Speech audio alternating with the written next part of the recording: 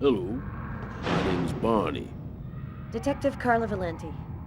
You've come to see Janus, isn't that right? He's down the second corridor on the right. When you're finished... Oh, another power outage. That's the sixth time today.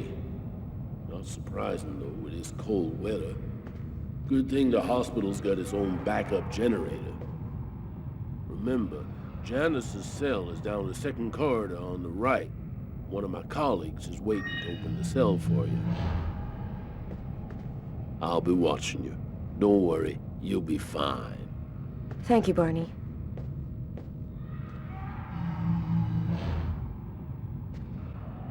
I wasn't sure exactly what I expected to find out by coming here. Kane was the killer, there was no doubt about that. And yet, I needed to know just what happened in the strange case of the Kirsten killings.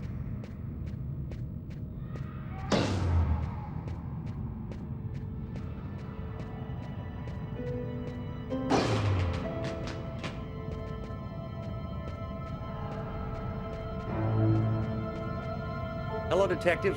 I'll wait for you here. Perfect, thanks.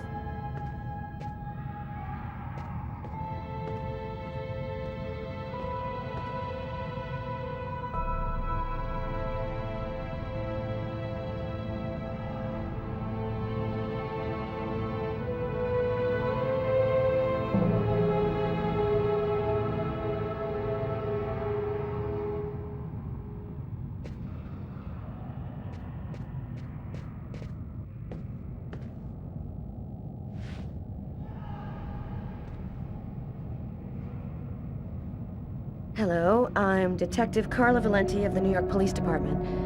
I'd like to ask you a few questions, if it's all right with you, of course. Could we talk a little about Kirsten?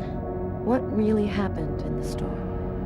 Why have you gone to the trouble of coming to see me, Detective Valenti? I'm mad, you know. What I have to say is meaningless. Isn't that right? Maybe it'll make sense to me. Please, Anton, tell me everything that you know. A man and a woman in a laundromat. She's a little overweight, Hispanic looking. He has a knife planted in his eye. How do you know that? I was there. I can see through his eyes. Every one of the murders. I'm there. What happened in the laundromat? A sacrifice, a human sacrifice. The killer and his victim. Who is the murderer? Nobody knows. Nobody sees him. He leaves no trace in people's memories. But I know he exists. He's among us, invisible. He's everywhere. There have been other identical murders, haven't there? The killings won't stop until they've found the little girl. Why? Why are they killing? Oh, the world's not what you think it is. The Orange Clan are secretly running everything. They're watching us, listening to us all of the time. They record what you say. They know what you're doing each second of the day. They're everywhere. How is this connected to the murders? They want ultimate power. They want the answer to the question of life. They want to be eternal. I have to go now, Anton. Thank you for your help. It's already too late. We're all gonna die from the cold. It'll be the dawn of a new race. The end of humanity. The end of humanity.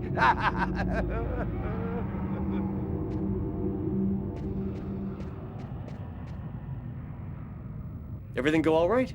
I'll walk you to the... Damn it! This time it looks serious. It looks to me like our backup electrical generator hasn't kicked in. It'll come on. Sometimes it takes a minute. We'll wait here in the meantime. What was that noise? Oh shit. The cell doors. All of the cell doors have been opened. The electrical outage must have screwed up the autolock system. What? You mean the patients are free to leave their cells and nothing... Wait. Don't move. Don't make any noise. We don't want them to locate us here. Just keep cool, and we'll wait for the lights to come on. Relax. Stay close to me.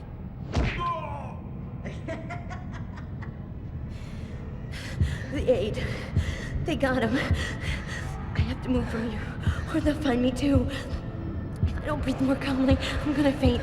And then they get me for sure. Oh God, hurry. Oh no, I hear one coming. He's getting so close. Breathe, Carla. Don't move. Hold your breath.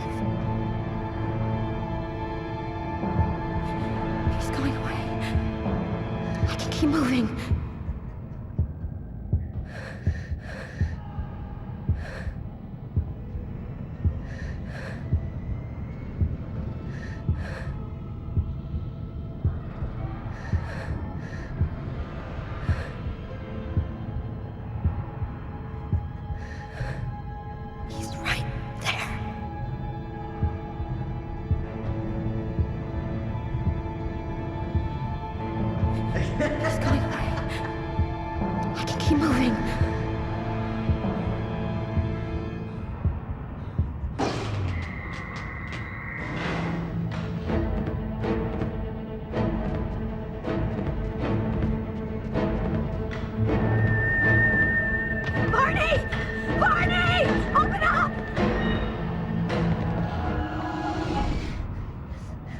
Thank God you made it out.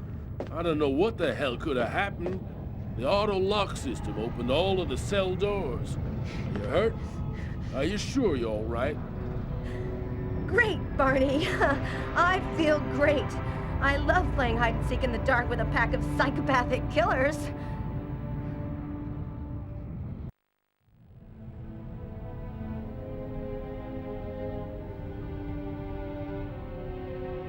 This man I'd barely seen on TV was my last hope. I didn't know what connection there could be between the Mayans and what had happened to me, but at that point, I was ready to accept any explanation that could make sense out of the nightmare that my life had become. Hello, I'm a journalist, and I have an appointment with Professor Kuryakin. The professor's waiting for you.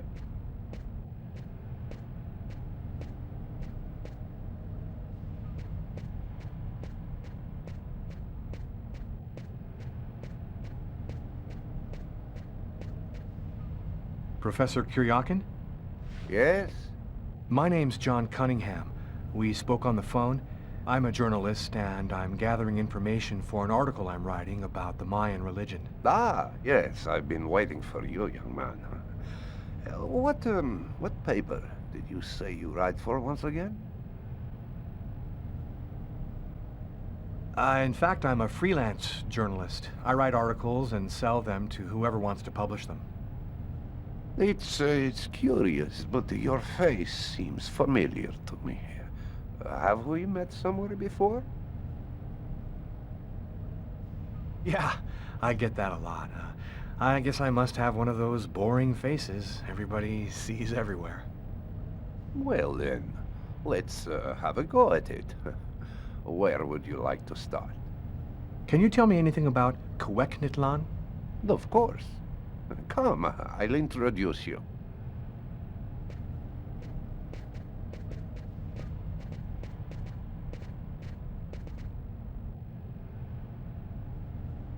You see before you the ancient Mayan god Cuecnitlan, the serpent with the two heads. One head sees in this reality, the second in the other world. By opening both mouths, the Mayan oracles could see through the serpent into the other world. What would you need to do to get the serpent to open its two mouths? A human sacrifice, of course. The liberated soul then opens the passage, and thus the oracle can use this serpent channel to see into the other world. What exactly do we know about these oracles? Oh, not very much. They were very mysterious. They served as mystic liaisons, allowing man to connect with supernatural forces. If we can believe the ancient texts, the oracles possessed strange powers. What kind of powers did the oracles possess? Some passages mention a supernatural life force, permitting the Oracle to live for several hundred years. Tell me, how did the sacrificial ceremony work? Come, I'll show you.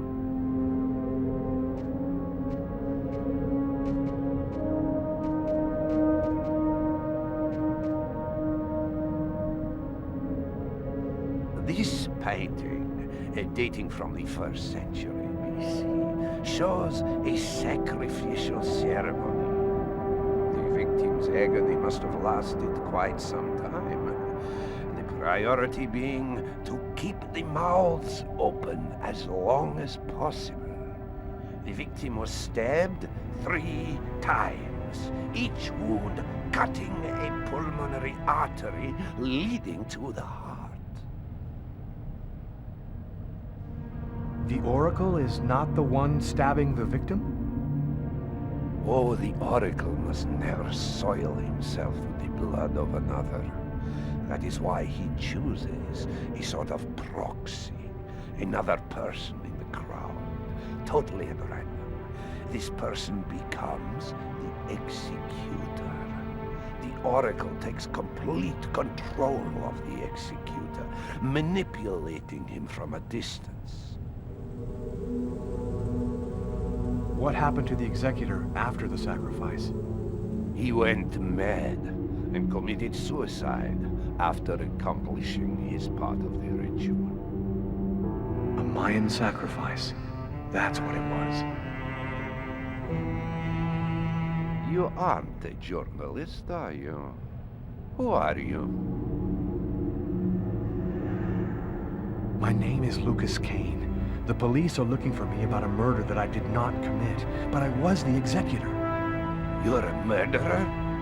I'm innocent. I stabbed someone I'd never seen before 3 times, cutting his arteries, just like you described. Do you mean to say that there is a Mayan oracle still living today? But that's completely impossible. Have you ever seen this symbol before? Oh, it's the symbol of Quegnitlan. The executors cut this into their own forearms before accomplishing the sacrifice. So, it is true. My God, the Codex was right. The Codex? What are you talking about, Professor? You can't stay here. Your picture is in the paper that the security guard is reading. He's sure to recognize you. Come, let's leave here, and I'll tell you all about it.